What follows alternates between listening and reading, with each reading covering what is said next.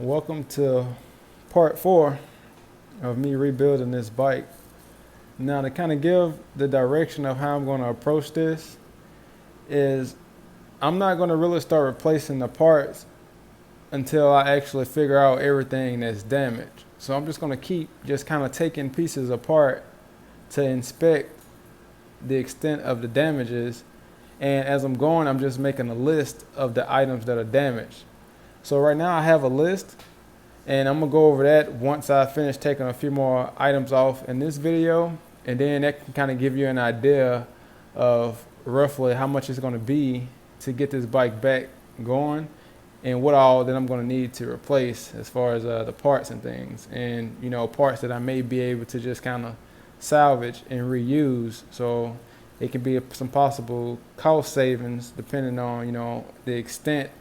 Like the frame, for example, the frame is scraped up, but it can be reused. So I'll just have to, get all of the imperfections out of it, and then that'll be fine. Like the wheels themselves, I doubt that I'm going to even try to repair those. I've seen some people saying that, yeah, you can, but I don't really know how I feel about that.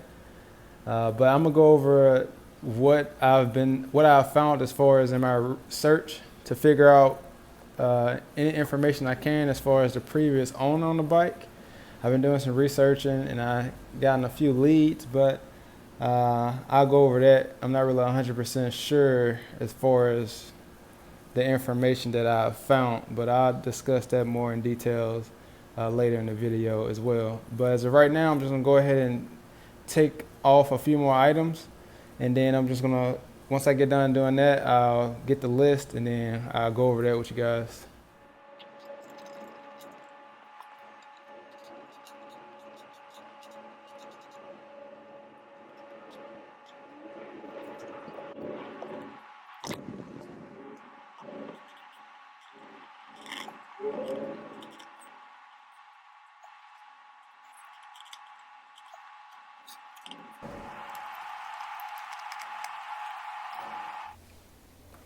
Okay, so I got what was left of the fairings off of the bike.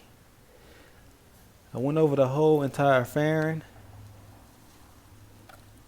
It just basically has bruises, or should I just say scrapes, over the fairing.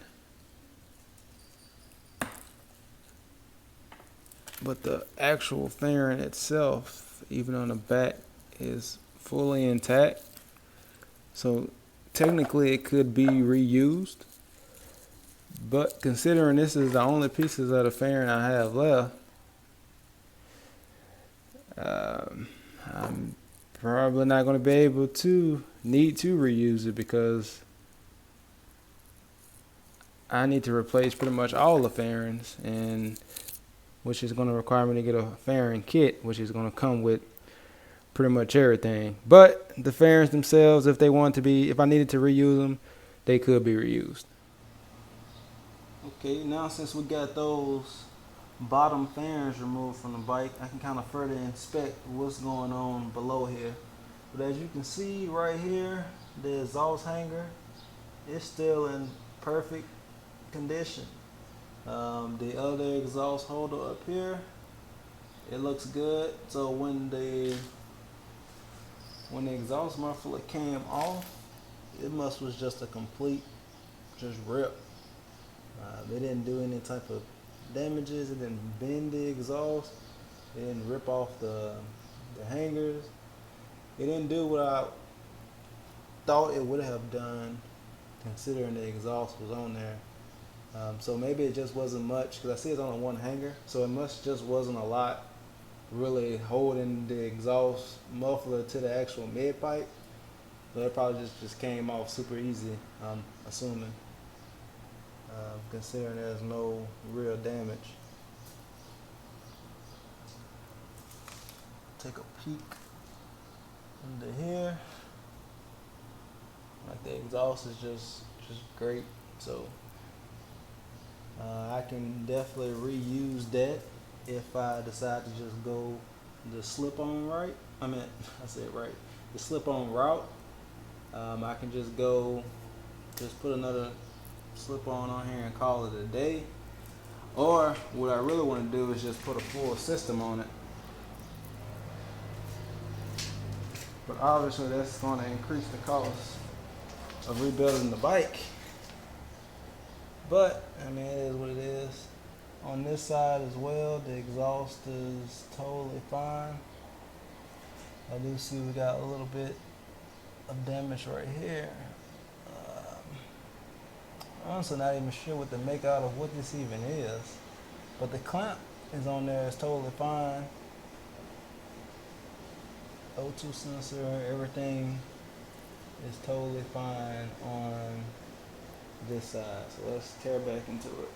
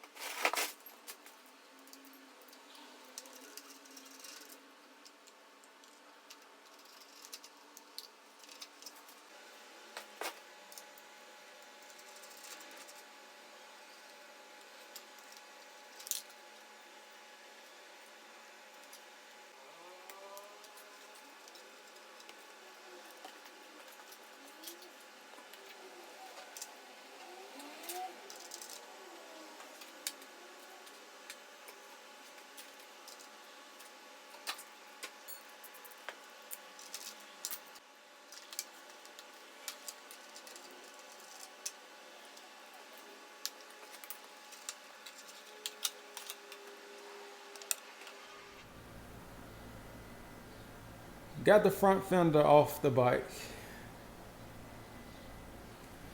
It looks weird without the fender on there.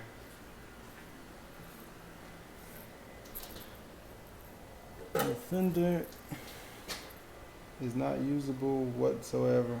That snapped completely off. It's cracked on that side.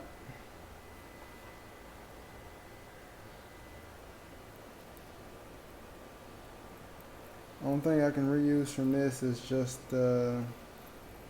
like the little tabs. Take those off and transfer it to the new one if it doesn't come with those components. But yeah, put this over here. And those are little side pieces from the side the gas tank. Those are fine too. But as I mentioned, I mean, complete kit is going to pretty much have everything, so I just want to show the condition of it though.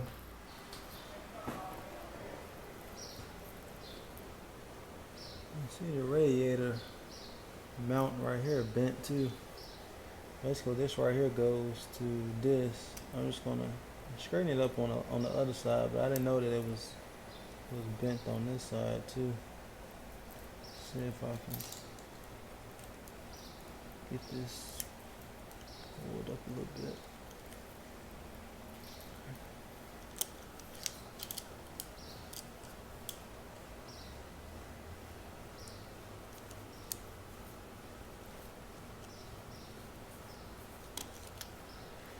Let's see if that works.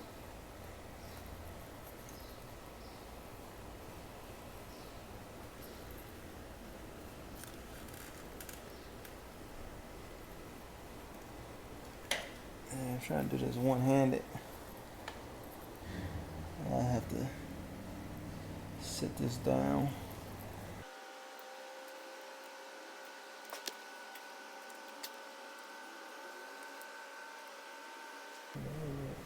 I couldn't quite get that on there, so it may just be some stuff that's just in the way. Like for example, I didn't see all of this. These wires and stuff may be restricting it from getting on here.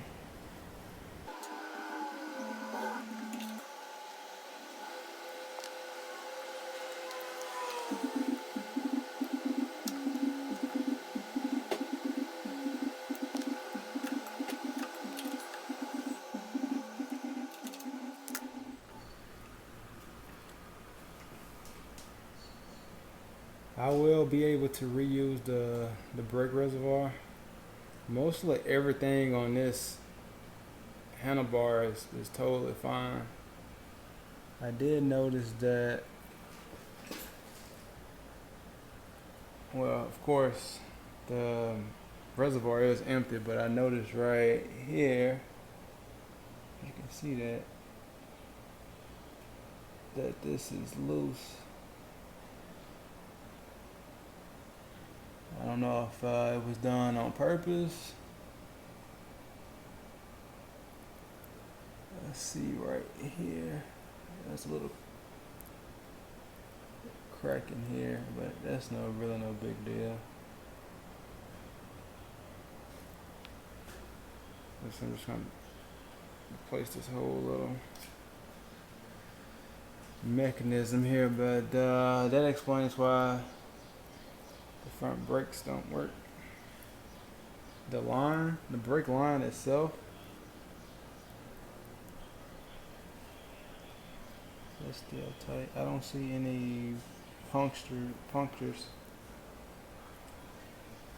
or holes to where it could have came out anywhere else.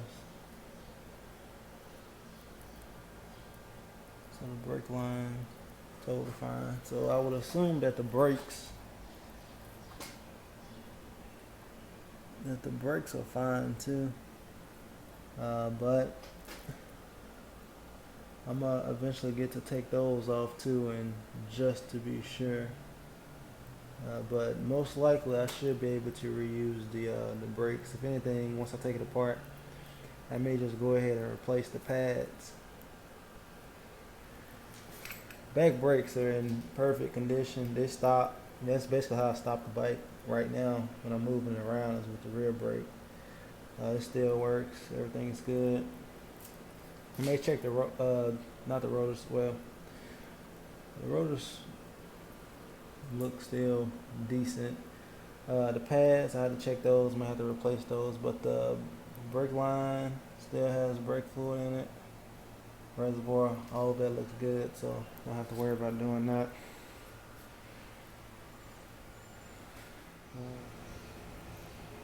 Okay, real quick, this is what I got so far.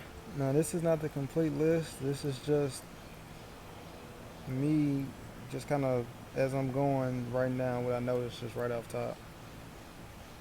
But you can see I put the headlight assembly on there. I still have to further inspect the headlight just to be sure if I can reuse it or not.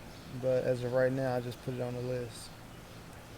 Also the fairing stay, I don't think I put that on there, but I need to add that on here. The fairing stay needs to be on here, which is basically what is that. It's part of that headlight assembly in a sense.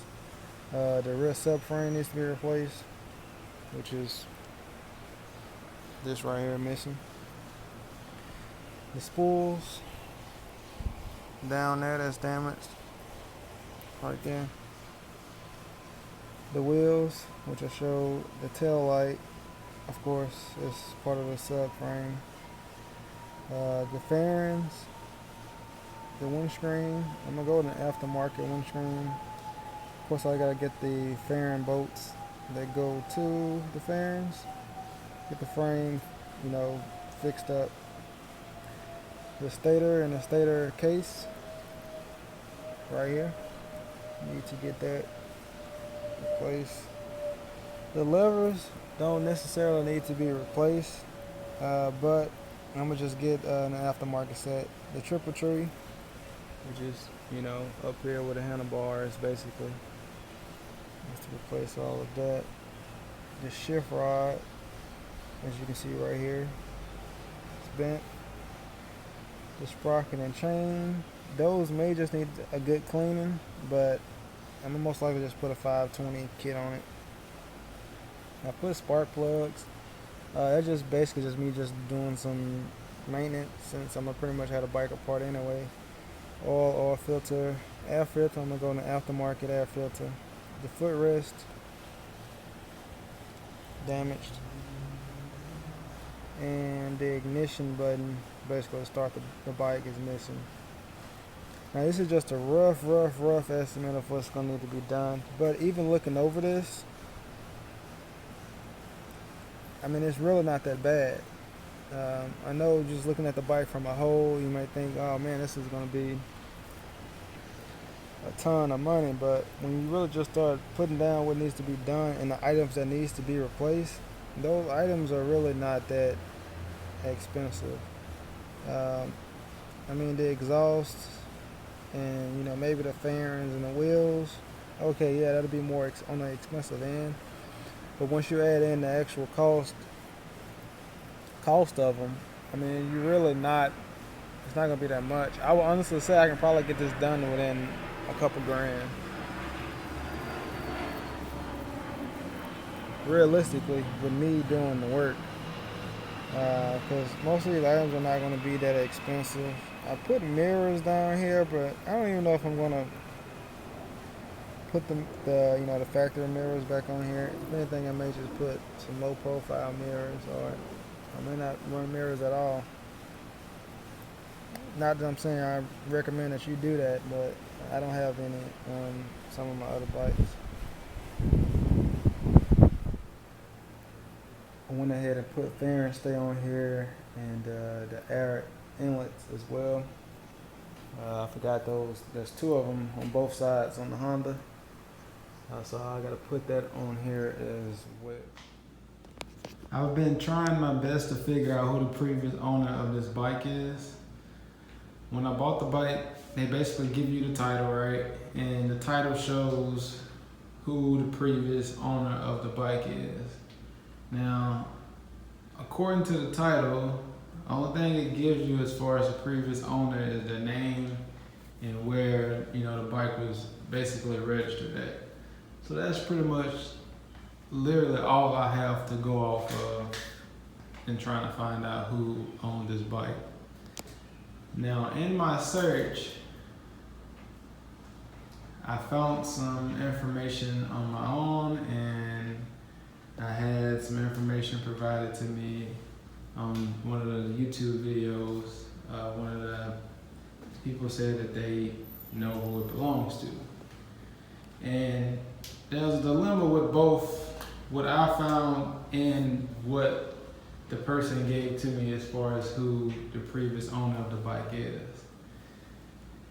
And here's the dilemma. The dilemma in what I found is I found some information. I got a hit on the name, and I got a hint, I got a hit on well, basically, let me just dive into what I'm trying to say. If the odds that both sources that I got is correct, there's a 50-50 chance of the previous owner being alive and not being alive. The reason why I say that is because the source I got on YouTube says that it belonged to a friend, and that friend is, still recovering from the accident, but he's alive and well. And the other information that I found through my own personal search was that I got an article from an actual funeral home, right? And it matches the name exactly. It matches the area. I don't want to say the exact location, but it matches it's the area. It's within a few hours of where the title is registered. And in that article that I found at this funeral home, it mentioned the date that the person passed away, and it also mentioned in the article that this person loved motorcycles, right? So in my mind, I'm thinking, okay, same area, same name, according to the article saying they love motorcycles, I'm assuming it had to have been a motorcycle ride, right? But with that source, the date that the person supposedly passed away, well, I don't want to say supposedly, but the date that the person passed away was only a few days, before I actually got this bike. Now, the reason why I say that's probably not a good 100% source is because whenever there's an accident with these bikes and they go through the auction process, it's not a quick process. They don't just, somebody have a bike wreck, you know, on Friday, and then Monday they got the bike, the title, and everything switched over in their name, because the insurance company has to get the title from, you know, whoever it is that had the bike in their name before, you know, they can give, you know, the title off to whoever is buying it, etc. Now, even with that date of that person passing being what it was, it could be a possibility that, you know, the accident happened and maybe they just, I don't know, they've been on, you know, life support for a while or something, and then they finally just pulled the plug. I don't know. And that's why I say me finding that information, because the name that I search is a pretty common name. So that can just be a random coincidence, right? Now, the other source that I got, this guy's actually doing well. He's recovering, but I had the exact same bike and everything, but the name is different and where he's at is different. So that kind of canceled out that source that I got from there too. Because either one of these sources, they both could be wrong. I mean, I haven't confirmed that it's either one of the, you know, sources that I've actually found out. So without me actually having 100% of knowing for sure, I can't really say. It's just me just speculating of that's what the possible previous owners were. But if anybody do know who this bike belong to, and they can actually confirm for sure that this is that person's bike, then I would love to get that information, because I know a lot of people is curious, just as I'm curious, to figure out who it belonged to, and just to, you know, see if that person is still, you know, in pretty good shape or not. I assume based off the accident that, you know, it looked like the bike took a lot of, like it just slid for, it looked like it hit like a curb or something, and then the bike went slide for a while. So I just assumed that whoever was riding it is okay. Now, granted, even if it's just a little minor, you know, damages on the bike, I mean, it still can be serious as far as the rider condition goes. But I just assumed that, you know, just looking at the bike, that it wasn't, that the rider was okay. But I'm gonna keep, you know, researching and digging into some of the information I do have to see if I can confirm or not. But that's basically what I have as of right now. Alright, that's going to be it for this video. I got to start ordering some parts now to get some things replaced.